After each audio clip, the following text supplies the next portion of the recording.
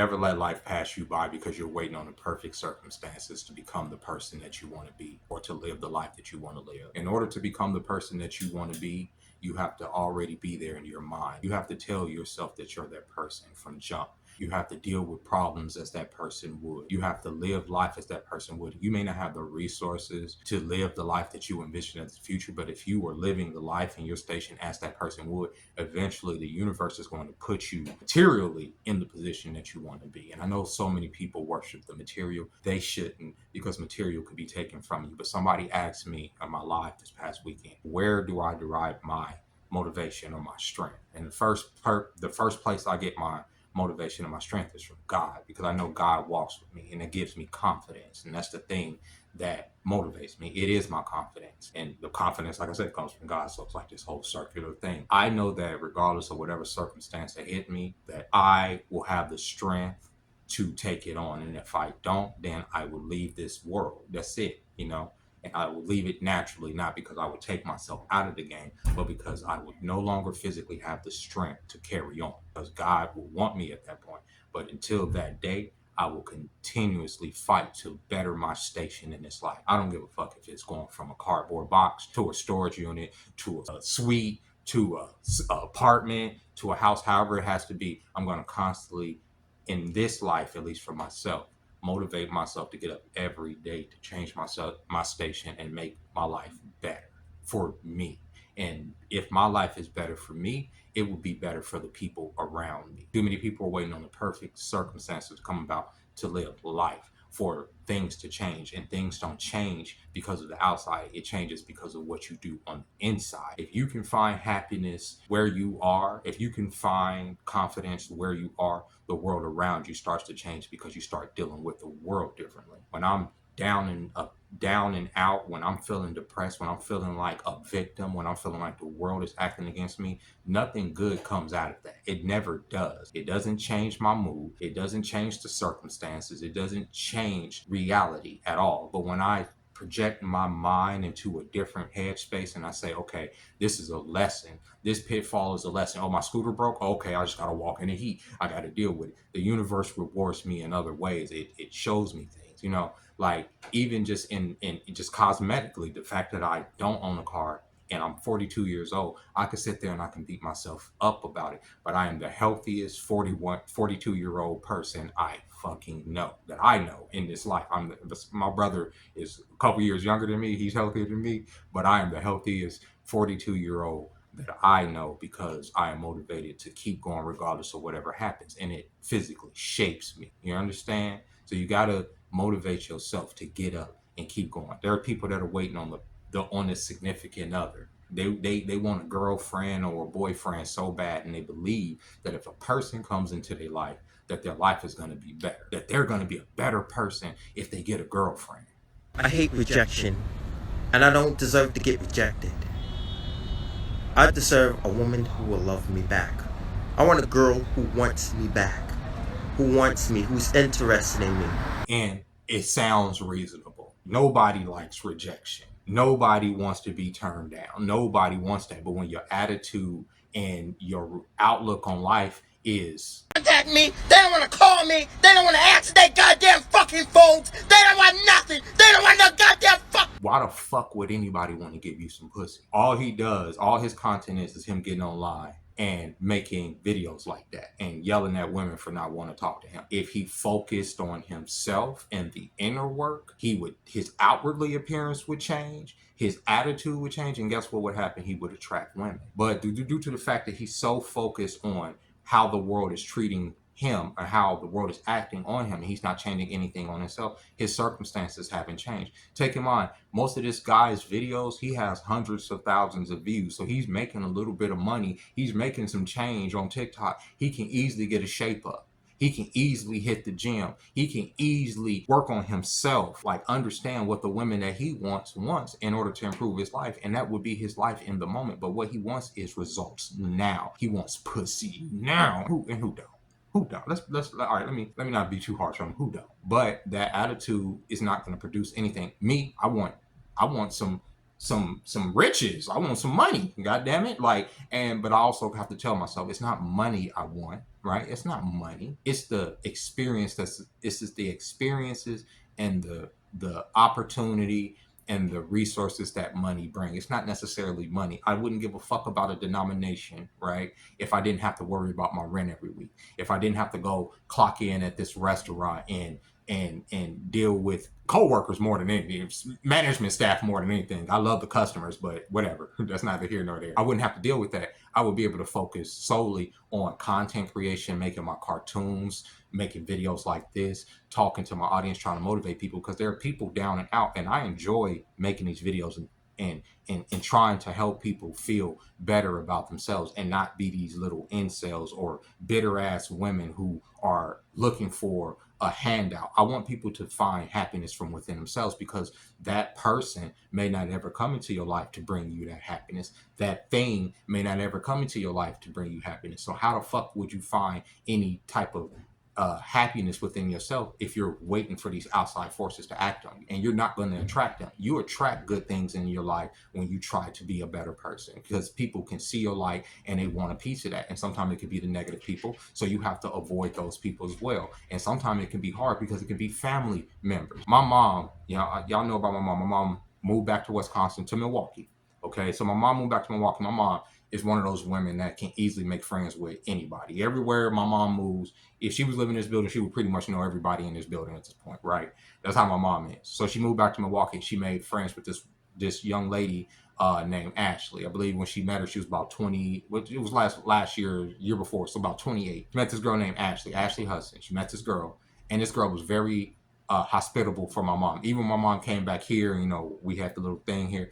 It was Ashley that kept some of my mom's stuff. My mom stayed over her house a few nights, all of this other stuff. Well, I talked to my mom yesterday, and my mom told me that Ashley was killed. And this girl was a sweetheart. And then the story popped up in my mind. I just heard about a story of this woman named Ashley Hudson who was killed in Milwaukee. And I asked my mom, I was like, was the dude that killed her 15? Yes, it was her brother. It was her 15-year-old brother shot her dead at the behest of the mother. They were beating her with a bat and all kind of stuff, according to my mom. They get down to the street, and the mom gives the brother a gun. She was getting jumped by her mom, her sister, and her brother. The sister's 16, the brother's 15, and I believe the mom is like my age. Or no, a little bit older, like in her 50s. And they're jumping her, and Ashley, trying to defend herself. She takes out a knife. The mom gives the son a gun, and the son shoots his own sister dead right there in the street. My mom's friend. My mom's like all fucked up about it. You never know when you could be taken out of this world, and by who. And so even though I say you can't surround yourself with negative people, even if you see in your family member that there's any level of ratchetness to where they will harm you, separate yourself from them in order to protect yourself, in order to protect your life, because people will latch on to your life. And even me not knowing Ashley, just having my mom talk about her. My mom talked about this girl all the time. My mom has told me about Ashley so many goddamn times. So I didn't put two and two together that the story until my mom said Ashley's dead. And I was like, that the same Ashley. Yeah, it was Ashley. Her brother killed her. Avoid fucked up people. Avoid demonic people. Avoid people that want to drag you down, right? Avoid people that want to take you into a headspace that you don't want to be in. And sometimes you could be that person. I know that I could be that person. I know that I'm a negative Nancy a lot of times, and I don't necessarily be trying